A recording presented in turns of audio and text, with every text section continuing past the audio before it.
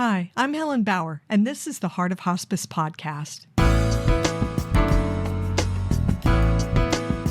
The Heart of Hospice podcast is your source for compassionate and informative discussions about hospice and end-of-life care. I'm a certified hospice and palliative care nurse with over 15 years of experience. Whether you're a caregiver, someone with a serious illness, or you simply need to know more about hospice care, this podcast is for you. Join me as we explore all the aspects of hospice, from the details of caregiving to the emotional and spiritual dimensions of end-of-life journeys. For more resources and to connect with me, visit theheartofhospice.com and find us on Facebook, Instagram, and LinkedIn. Keep listening for today's episode.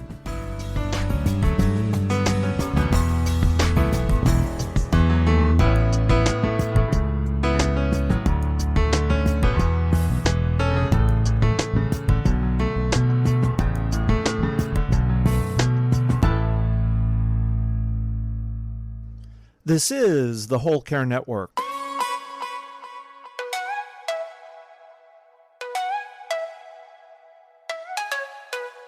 Helping you tell your story one podcast at a time. Content presented in the following podcast is for information purposes only. Views and opinions expressed in this podcast are solely those of the host and guest and may not represent the views and opinions of the Whole Care Network. Always consult with your physician for any medical advice, and always consult with your attorney for any legal advice. And thank you for listening to the Whole Care Network.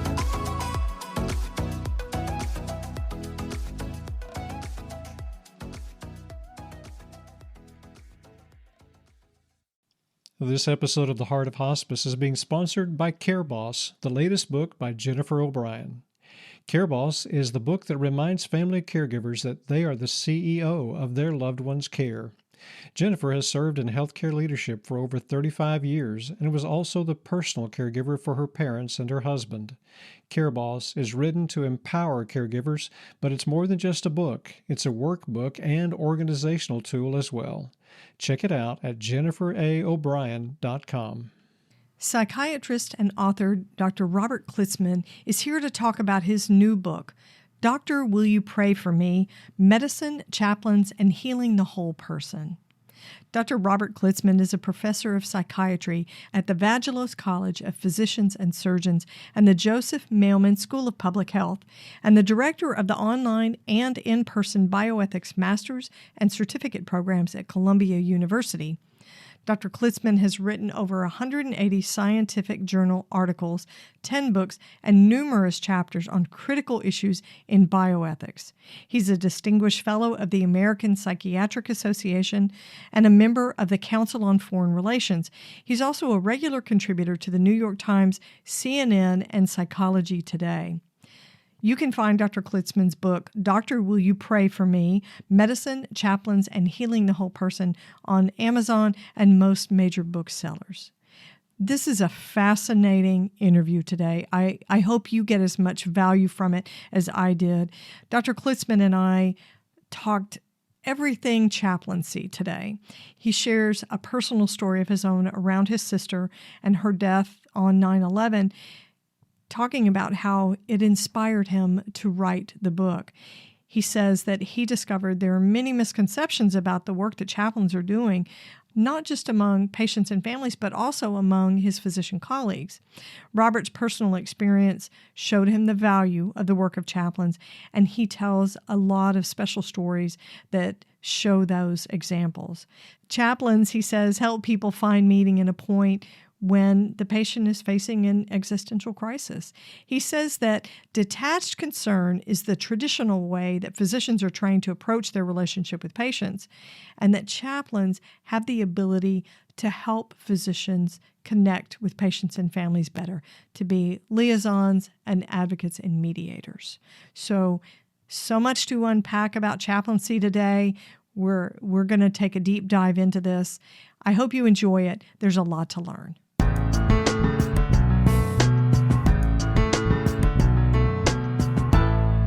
Dr. Klitzman, welcome to the Heart of Hospice podcast. I'm honored to have you on the show. Thank you. I'm delighted to be here. Well, we're going to start out with an icebreaker question from the end of life deck, because of course we're all things hospice, death and dying. So the end of life deck is a great way to start out the conversation. So here's the question I chose for you. And it's regarding your important documents, will, life insurance, healthcare directives. So regarding those documents, A, your family knows exactly where to find them, or B, they are filed together and should be easy to find, or C, they may or may not exist, so good luck in finding them.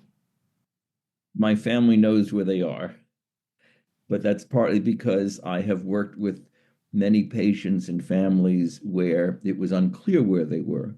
So I realize the importance of being proactive about that.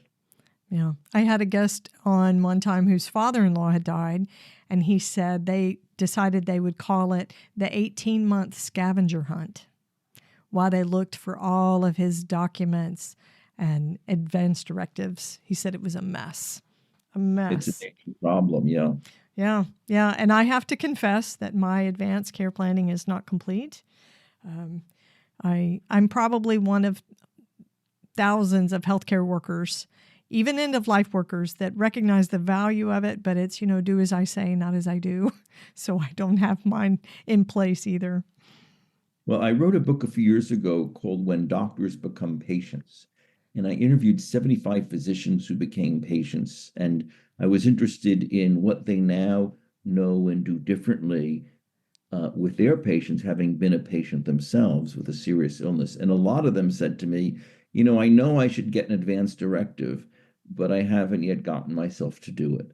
And of course, for many people, it's very hard to deal with the fact that we may die, that we only are here for a short time on Earth, and to plan for that and to admit it rather than just put it out of sight, out of mind is quite hard.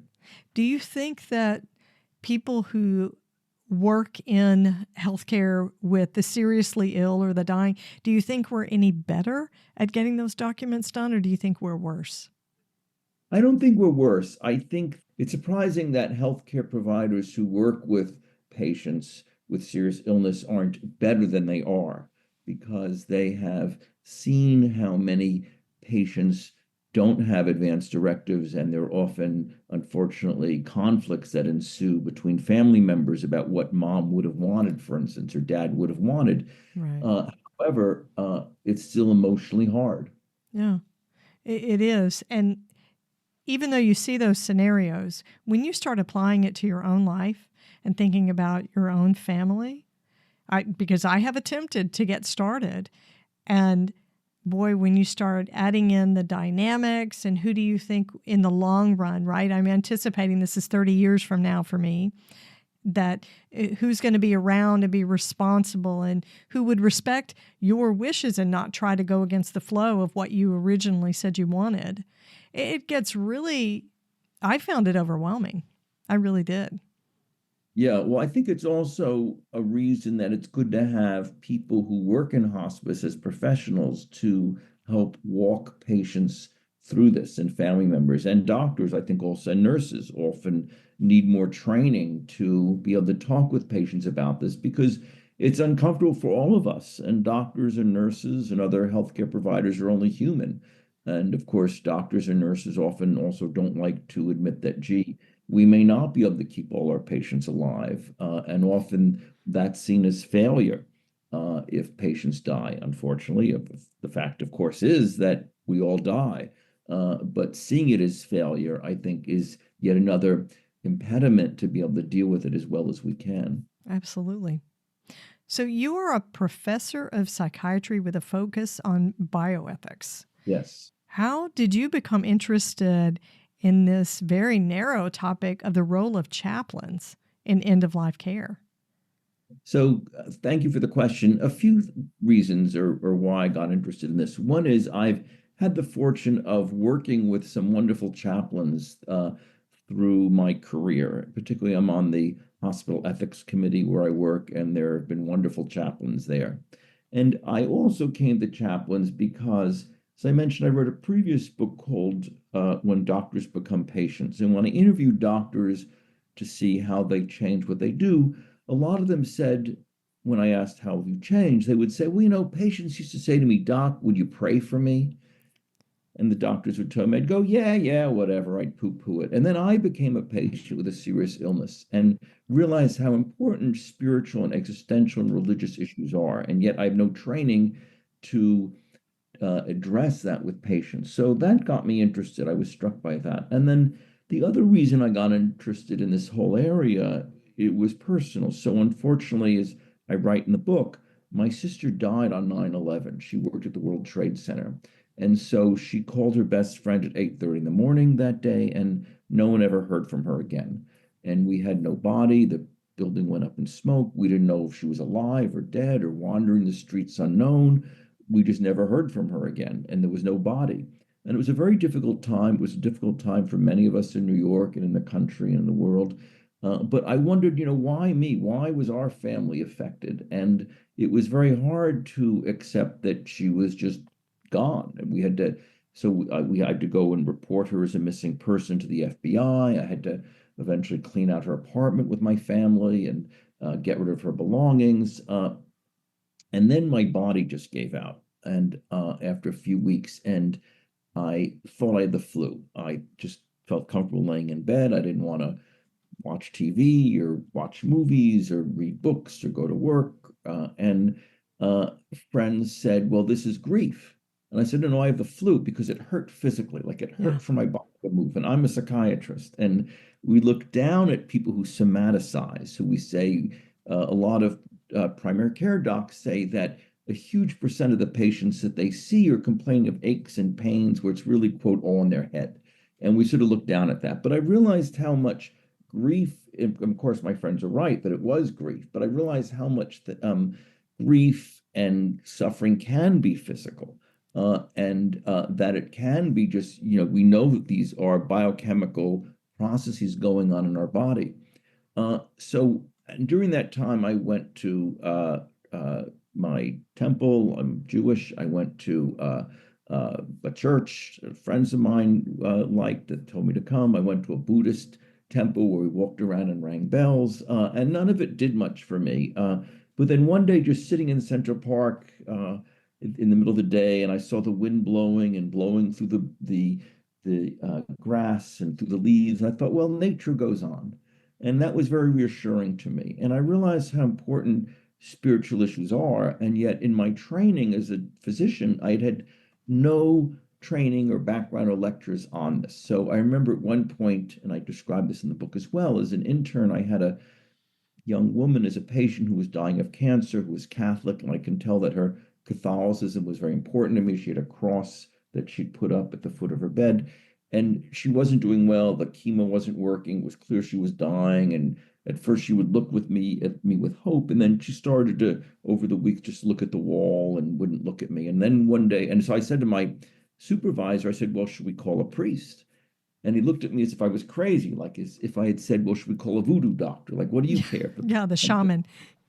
Right. It was all like, well, we focus on chemotherapy and her blood counts and, how her body is responding, et cetera. And I thought like a fool for raising this, but that troubled me and that interaction. And then about a week later, I saw that a priest did visit her, and then she sort of perked up a bit. And unfortunately, she still died, but I realized that he was able to do something for her that I couldn't. And that stayed with me. But also the fact that medicine looked down at this kind of interaction. What is this spirituality stuff? It's all a bunch of hokum or whatever might be people's attitudes among this group of doctors. So I was interested in exploring for several reasons then, sort of how patients, particularly at the end of life when facing death and dying, where do they come down? And of course, this is also part of the reason I'm interested in this is because we live in an age where there's a lot of polarization in our country. There's political polarization and religious polarization. So we have evangelicals. We have, on the other hand, we have a growing number of people who are spiritual but not religious, who are unaffiliated. So I became interested for a bunch of reasons of, how do other patients deal with death and dying? How do patients deal with this? Where do they find meaning and hope in the end? And as I started to think about this and talk to people, I realized that chaplains are the ones who really focus on this and play important roles. And so I started to talk to chaplains and then realized this would be a very important way of understanding their insights and their insights into how patients more generally today deal with these issues, what kind of challenges they face, et cetera. Did you find, or do you find among your colleagues, physicians, that they have misconceptions about what chaplains do? And if Yeah. so, what kind of misconceptions have you heard? So there's a lot of misconceptions out there. So, uh, uh, and among chaplains, and also among I mean, among physicians, but also among patients and families and the public. Yes. Uh, so I wrote a piece for the New York Times a few years ago when I began to work on this, saying that it was important that uh, doctors understand that religion could be and spirituality could be important for patients. And it's important as part of understanding a patient to realize that that may be an important part of a patient's life. And um, the article got hundreds of comments, and some people wrote things like the following: doctors should not ram their religion down patients' throats. So I never said doctors should ram their religion down Yeah, I patients. mean that's it's a true statement. They shouldn't, but Yes, right. that wasn't your point, right? That was my point, but I think it shows how religion is a touchy subject. And some people have whatever belief they have, whether it's they could be atheists or agnostics or evangelical or mainstream or Orthodox, Protestant, Catholic, Jewish, Muslim, Buddhist, Hindu, whatever. But a lot of people tend to think that their belief is right, whatever it is. So, and there Yes. have been bestsellers on the one hand with titles like Proof of Heaven and God is for Real, about, I died and went to heaven and met God, and he was a guy with a white beard on a white throne, and other people, their books like The God Delusion, that this is all nonsense. And so each side or different sides have their beliefs that what they say is true. And I think that so if there are doctors who feel, well, science is the answer, then there is a negative set of attitudes towards religion, for instance. So I think that there's a lot of misunderstandings about what chaplains do. Some doctors think it's just not important, like who cares, like the attitude that I found from my supervisor. Other doctors feel, well, if someone wants to go and pray with the patient, fine, I don't care, whatever they want to do. But what I found is that chaplains actually play very important roles in helping patients and families with anticipatory grief or with dealing with profound existential issues. These are among the most profound existential issues we face in our lives, is the mystery of death and dying and how to deal with that and what we should do. And of course, some patients and families want everything done, even futile treatment. And others accept that, look, we may die, that the best we can do at this point is to make someone comfortable. And that, of course, is part of hospice. But a lot of people still feel, no, I want everything aggressively done. I want to keep mom alive at all costs. Let's add this treatment and that treatment, even when doctors say, look, it's not going to help, it's futile. So there's a lot of misunderstandings about what chaplains do in terms of the breadth of what they do and the content of what they do. So chaplains, in fact, often help patients and families deal with end-of-life decisions in terms of realizing that hospice may be right, or coming up with advanced directives, or making these tough decisions about should we continue nutrition or not, for instance, for mom. Right. I also found that chaplains do a lot of mediation. So they help when conflicts happen between patients and families or patients and doctors. And the book is filled with stories. So one chaplain told me, for instance, that there was a young man who had died. He had been in an accident and was brain dead at this point. And so he had said before that he wanted to donate his organs to help someone else. And so the doctor said, fine, we're going to wheel him in and unplug his life support machines in the operating room, and he'll die there, but you can't be there. And the family said, well, we like to be there when our son dies. The doctor said, absolutely not, because it's the operating room. It has to be sterile.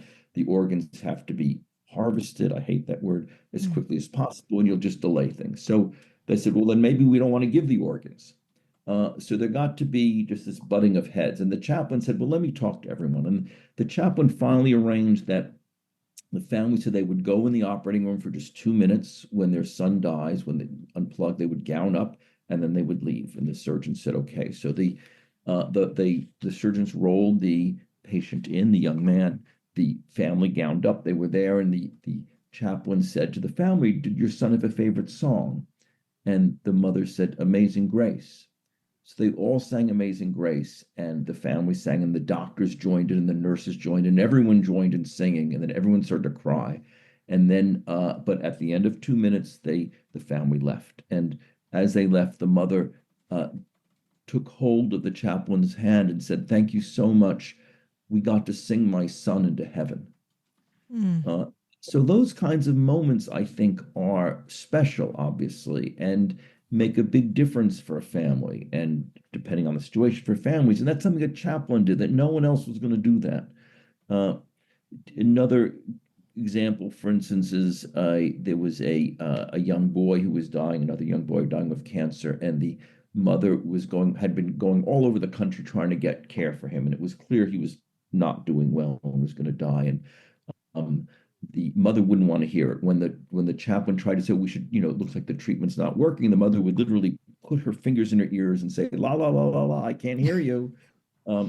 So finally, though, the chaplain was able to talk to the mother and said, look, I think it's important you talk to your son. So after the chaplain spent quite a bit of time with the mother said to the son, look, I think the treatment's not working. And the kid immediately say, yes, mommy, I know. And so when I die, I don't want flowers at my funeral. I want people to bring stuffed animals. And when they're done, I want them to bring the stuffed animals here to the hospital and give them to Sally and Tommy and all the other kids on the pediatric ward here. And the kid had figured the whole thing out. But he sensed that his mother couldn't hear it.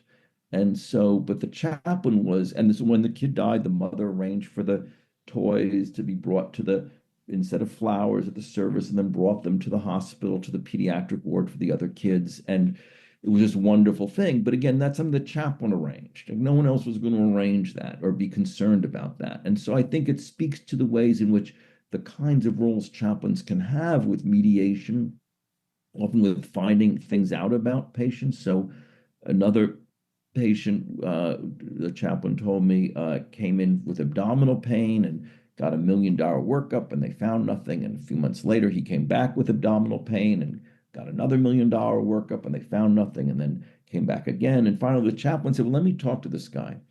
And the chaplain said, well, when did the pain start? And he said, oh, January 19th, 2010. Oh, what happened then? Oh, my wife died that day.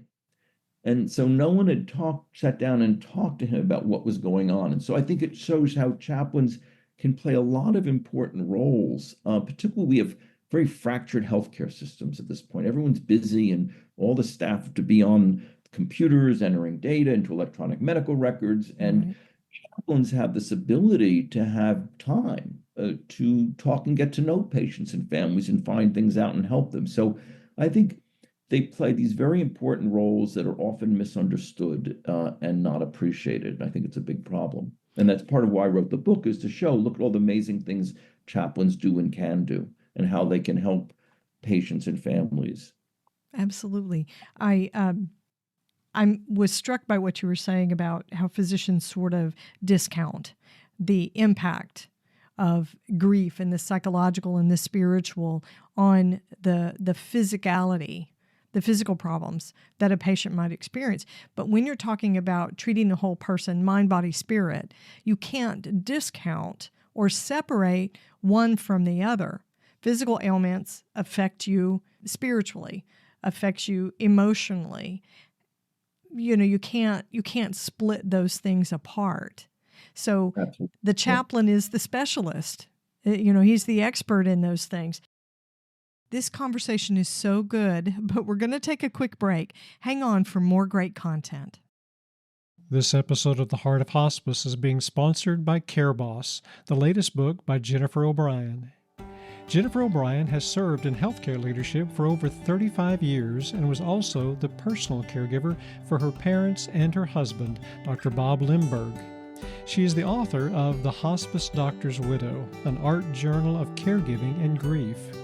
Care Boss is her latest book, and it's more than just a book.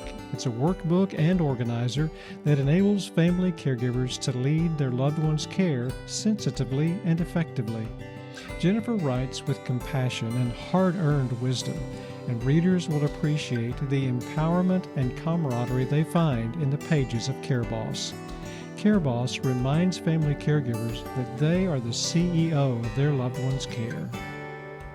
You can find Care Boss at your local indie bookstore or on Amazon and on Jennifer's personal website at jenniferaobrien.com. So I want to talk about a quote that you have in your book. And I grabbed a hold of this quote. I mean, it's at the very beginning. It says, "Every man takes the limits of his own field of vision for the limits of the world." It's a quote from Arthur Schopenhauer. Every man takes the limits of his own field of vision for the limits of the world. How does that apply to how we are caring for the spiritual health of dying patients?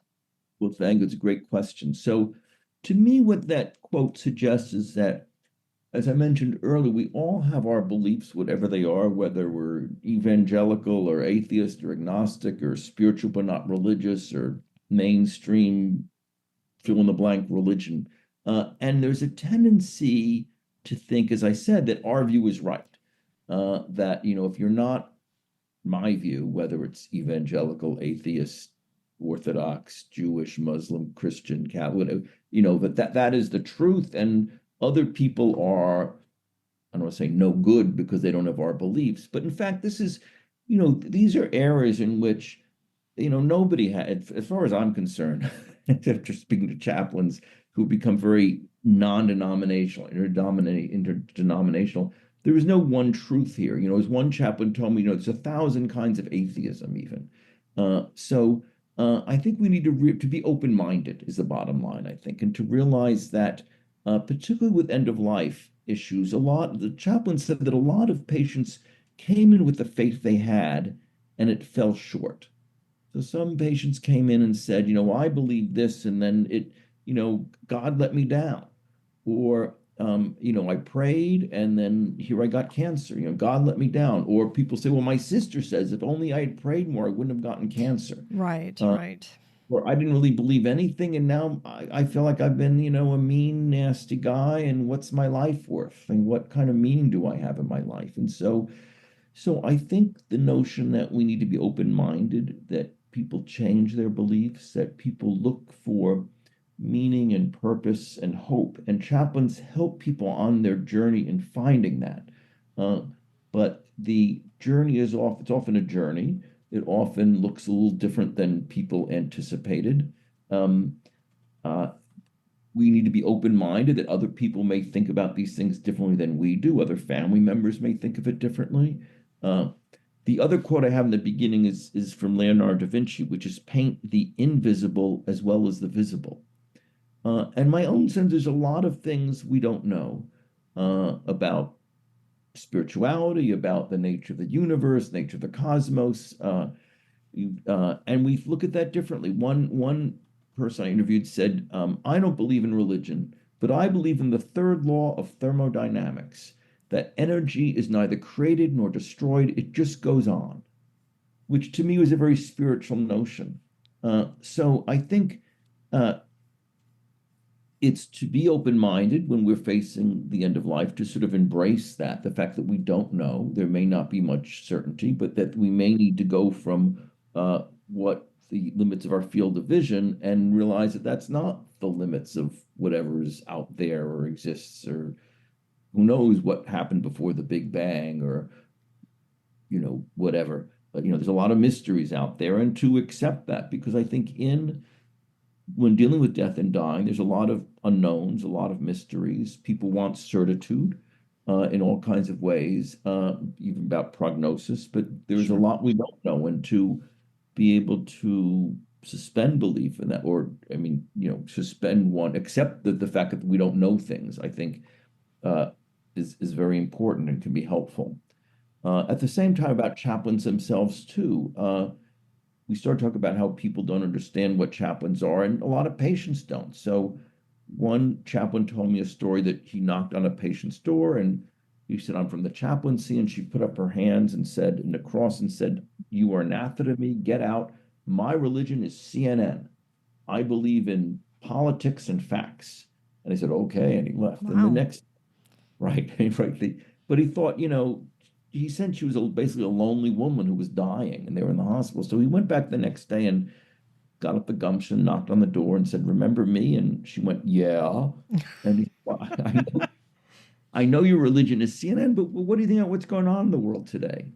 So they ended up talking about politics and had built this relationship that was very helpful to her. And it turned out she was a lonely woman who was an atheist, but had a need for something else. But she had a misconception of what chaplains were, for instance, is the point. And another elderly chaplain I interviewed said that I said, "What do you do?" She said, "Well, I just spoke to a gentleman. I knocked on his curtain and said, 'I'm from the chaplaincy and I can give you, oh, we don't need you. We don't need you.'" And his wife said, "Well, come in anyway." And he said, "What?" She said, "Well, I can either give you prayer or good wishes." And he said, "Well, we don't want a prayer, but we'll take good wishes." And she said to me, "I basically say the same thing either way." I say, I love it. may the forces of the universe give strength to the doctors to help Joe here, and may the force of the universe give the doctors the wisdom to know how best to treat him, and may tomorrow be a new day for Joe. And at the end, Joe sort of grabbed her hand and said, "Yes, yes, yes, thank you so much." So there's a lot of misunderstanding out there when people say God, religion, prayer, spirituality. Some people, chaplains, who will run the other way. And I think to be open to the things we don't know about what's going on, about our lives, about death and dying is important. Yeah, I do think we're at a time, I mean, we're recording this at the beginning of 2025. We are in a time in a culture where we're each very convinced of our own rightness these days. Yeah, Absolutely. right, And chaplains are all about entertaining the possibility that everyone has some degree of rightness and you are entitled to it. My perspective is that as a hospice nurse, I can support and pray in whatever fashion supports that patient and provides solace to the family without ever diminishing my own beliefs or betraying them or giving them up. It means I lose nothing of myself. And I think that's what chaplains do. They remain themselves. They don't give up anything of their own beliefs, but they are still able to meet a patient wherever they happen to be and provide that. A chaplain can talk about CNN if that's what is meaningful to someone's life. I find it striking. You have a statistic in your book. Speaking of prayer, it isn't surprising, I guess, medically ill older adults pray more than others. You have that in the book. That makes sense to me. But here's an interesting fact. 89% of patients think it's very important to have prayer, but only 58% of providers thought it was. That's a pretty big discrepancy. Yes, it's a big discrepancy. And I think it suggests a few things. One is the variation, what we mean by prayer. So as I mentioned, when the one chaplain said, "I can either give you good wishes or prayers," and some people say, "Well, I don't want prayers, I'll take good wishes." And Right. she basically says the same thing. So how do we define prayer? And what is prayer? And prayer could be many things. People may be looking for strength or hope or something beyond them, or it's a sense of trying to verbalize their hope for whatever it may be. One woman I interviewed said, "I'm not religious at all, but sometimes I get on my knees and pray to the God I don't believe in." Interesting. Yeah, I thought that was interesting because Most people pray. Some people pray, I read the whatever the written out prayer is in a prayer book. Some people Right. say whatever comes to their mind. One patient I interviewed, and I interviewed patients for this and for other projects at different points, uh, said, the church rejected me, or she felt rejected from her church. She had a history of substance abuse and felt that they frowned on that. But she said, sometimes I go to a river near my house and just sit by the river. And when I can't do that, I'll just turn the faucet on in my kitchen and just let the water go on my hands. And Oh, to me, that makes me feel better. And I realize that's part of the universe. And in my mind, that was sort of a form of prayer. absolutely. So I think prayer comes in different forms and can give people strength and hope. And doctors diminish that. And I think part of the reason is historical. So a few years ago, I was in ancient Greece. I was in Greece, and I went to Epidaurus, which is the site of the largest intact Greek theater from the ancient world, and it can sit 10,000 people. And famously, if you drop a pin on the stage, all 10,000 people hear it. And it's a UNESCO World Heritage Site. It's famous. But what I didn't realize, it was actually part of a hospital, and it was within this compound there was a theater and a hospital and a temple. And I thought, what a wonderful idea that if you have a hospital, you should also put there a temple and a theater. And I think that in the 19th century, as medicine became more scientific and we discovered about bacteria and viruses, then antibiotics, medicine said, well, we're going to be scientific, and all this other stuff is quackery. Right. Uh, Medicine's just going to be about the science. And yet, when I've spoken to patients over the years, and as I said, when I wrote this book, When Doctors Become Patients, and interviewed a lot of doctors who became patients, that's not the way patients experience their illness. It's not, oh, I'm just a scientific thing sitting here. Oh, it's just a biological process. It's in my body and I'm dying. It's part of, as you say, their mind, their spirit, not just their body. And I think that we need to bring these things back together. And I think that's part of the misconception that exists about chaplains is what they do, but also why there's pushback and resistance. Absolutely. So I want to talk about the cover of your book. I found it very striking. It's a photograph of two pairs of hands holding each other, but one of those sets of hands is gloved with medical gloves. Is there some symbolism there that's related to how healthcare providers, mainly physicians, the focus of your book, how they are separated from patients? Was that intentional, a little tongue in cheek there? So it's intentional, but I would say it's both how doctors are separated but there. In other words, they're still holding hands. Right, they still show up. They still show up. The doctors are there. The doctors are holding the patient's hands, but they're wearing gloves. And sociologists say that doctors, to get by, and nurses need, quote, detached concern. They need to be concerned with their patients, but they need to be a little bit detached, because if you treated each patient as if it was your mother or your father or your son or your daughter dying, you wouldn't make it through the week, Right. right? You have, 30 people dying during COVID, for instance, or just on any day, depending on the ward, there may be a lot of people dying. So you need to be concerned, be a little bit detached. And in some ways, we have that protective layer of rubber gloves. So I think it suggests both. Interestingly, by the way, the picture originally was with the patient's hands on top.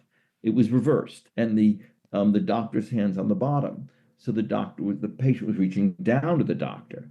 And I told him to flip the photo 180 degrees so that patients are reaching up to the hands of the healer. And you don't know who the healer is, if it's a doctor or nurse, but Right. the patient sort of reaching up, I thought, as sort of a sign of hope. So I think it's the fact that doctors are there, they can help, or whomever is wearing gloves. I mean, sort of metaphorically, not the patient, the person in the hospital who's, uh, but it's complicated, and they do things that someone without the gloves couldn't do, but it's not the same as having your mother there. And of course, in some ways, that's good. Chaplains often mediate between patients and families also. So it's a complex set of roles there in relationships. Yeah, there is a practical application and rationale for the separations that we place between ourselves and our as providers and our patients. Absolutely. Yeah, and you want to mediate that because you don't want to be either too far or too close. So you don't want to be too close as if every patient dying is your mother or your daughter or your son, but you don't want to be so far that you're callous. Right. And as a provider, sometimes we err one way or the other. We sometimes feel close and maybe too close and worry about the patient keeps us up at night. And sometimes we feel I should have been a little more empathic then. And part of the problem is patient doctors aren't trained well to deal with these issues. I should say so, just as an example of that, some of the doctors I interviewed say in retrospect, they realize that they've had patients who will say, for instance, uh, doctor will say, "How you doing?" The patient will say, "Well, I just hope God's ready for me when I get there." And the doctor will say, "Well, did you take your medicine this week?" Sort of, Yeah. Whoosh. whoosh, missing the cue. So I think you want to be and trying to remind doctors to be present, to be there, not be distant. They're going to be a little distant, but not be too distant. Right, right. So I'm fascinated by your book. Tell me, who can benefit from reading it? So I think everyone. I wrote it for everyone, for a broad general audience. The patients, family members of patients, and all of us are or will be patients or family members of patients at some point. We're just people where everyone's on a spiritual existential journey in some way, or most people I know are. And it can help us. I found chaplains have immense insights and these stories of helping patients find meaning. I found incredibly inspiring. I mean, another chaplain, for instance, in the book, said he was talking to an old guy who was dying and had felt he'd been a mean son of a bitch his whole life. And like, why am I still here? What's the point of living? And the chaplain stood there and picked up the piece of bread from the patient's plastic tray, meal tray, and said, "Look at this piece of bread. Bread is amazing, isn't it? I mean, it grows from the earth. It gives us nutrition. Jesus said he's the bread of life. Let's just think about bread for a minute. Let's just focus. Maybe the point of life isn't to have done a lot of things or done great things or always been there as much as we should have been, but maybe just to enjoy each moment we have and appreciate the little things in life." And the patient totally responded to that. So I think that little stories like that remind all of us as we go through life and get crazed with pressures or busy or end up saying the wrong thing to someone or not being as nice as we should be or compassionate and we get angry or whatever the issue is, that we get troubled or feel depressed or anxious, to just focus on the moment. And the book is filled with stories of how chaplains help patients do that. And I think these are inspiring life lessons for all of us. Tell me, what did you learn about chaplains that you didn't know before you wrote the book? So a lot of things. So one is the amazing range of things they do. As I said, sort of the mediation they do between doctors and patients. Also the ways they help doctors. One chaplain said, for instance, that during the COVID pandemic, one chaplain said she developed chocolate rounds, like there were grand rounds. So she said that she could see the staff, nurses, and doctors were stressed out. So she went around with a box of chocolate and said, "I do chocolate rounds. I'm doing chocolate rounds. Would you like a chocolate?"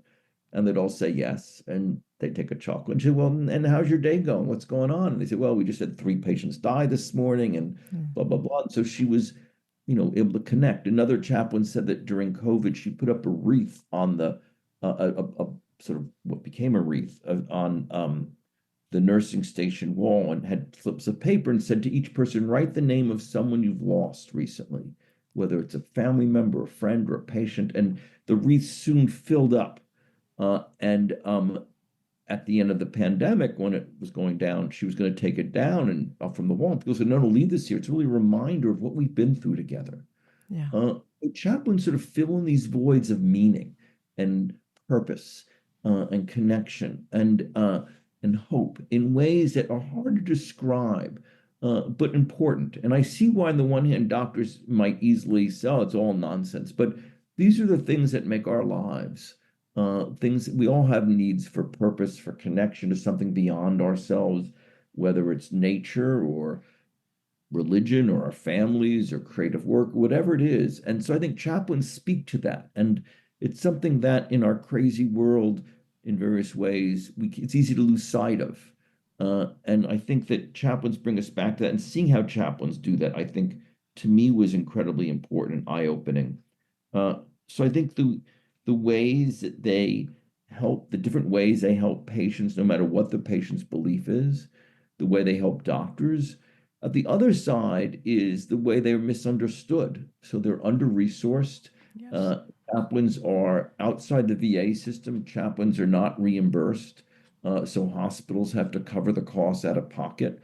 A third of hospitals, or about 25% or a third of hospitals, have no chaplains at all.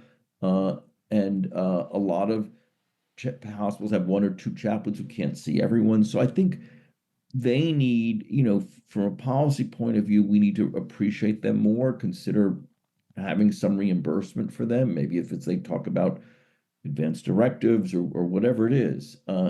So I learned how they do an amazing range of things, but are unappreciated and even on ward. So one chaplain told me that during the COVID pandemic, she saw the nurses were suffering and decided to have a little discussion group. And she went to the nursing supervisor and said, "Can I do this?" And the nursing supervisor said, "Absolutely not. Nurses all need to be doing their work on the floor." And she said, "Well, this can help them." No, no, no. So she said, "Well, let me just try it once and maybe could you come?" So they had it, and all the nurses burst out crying. And the nursing supervisor was shocked and said, "Please keep doing this." Yes. So I think the way in which they're ignored, the need for meaning and purpose and hope is sort of ignored. I think these are things that I learned and that I think the book can help remind all of us about. Yeah, so much value there. Where can my listeners connect with you and find your book, Doctor, Will You Pray for Me? Medicine, Chaplains, and Healing the Whole Person.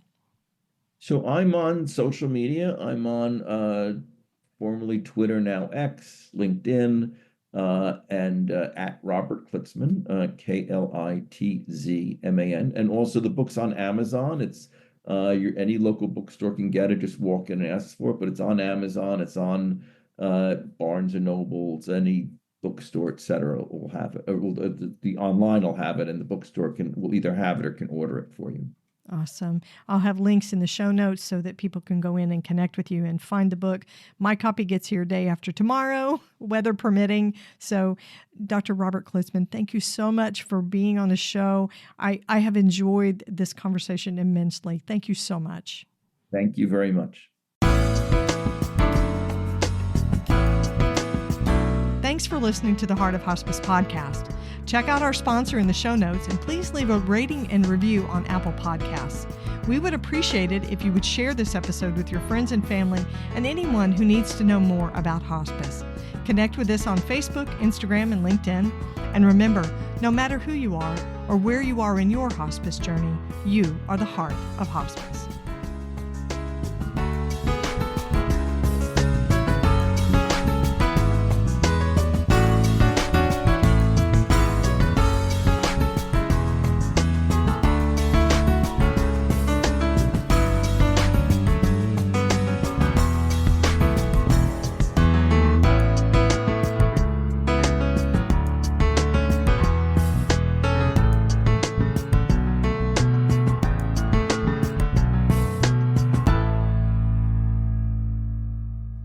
This is the Whole Care Network.